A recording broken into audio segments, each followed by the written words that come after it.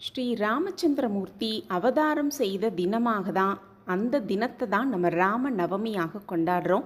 அந்த ராம நவமி நாளில் வாங்க வேண்டிய 2 மங்கள பொருட்கள் என்ன, செய்ய வேண்டிய தானங்கள் என்னென்ன அப்படிங்கிறத இந்த பதிவில் நம்ம தெரிஞ்சுக்கலாம். ராமபிரான் அவதரித்த நாள் தான் ராம நவமி. வசந்த காலத்தின் துவக்கமாகவும் முதல் பண்டிகையாகவும் வருவது தான் இந்த ராம நவமி தினம்.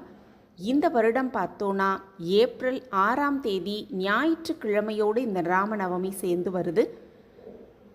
இந்த ஒரு நாளை ராம நவராத்திரி அப்படின்னும் சொல்லுவாங்க.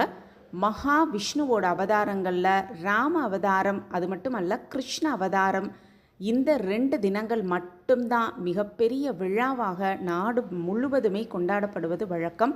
அந்த அற்புதமான நாளில் வாங்க வேண்டிய 2 முக்கியமான பொருட்கள் என்ன அப்படிங்கிறது தான் இப்போ நம்ம தெரிஞ்சுக்க போகிறோம்.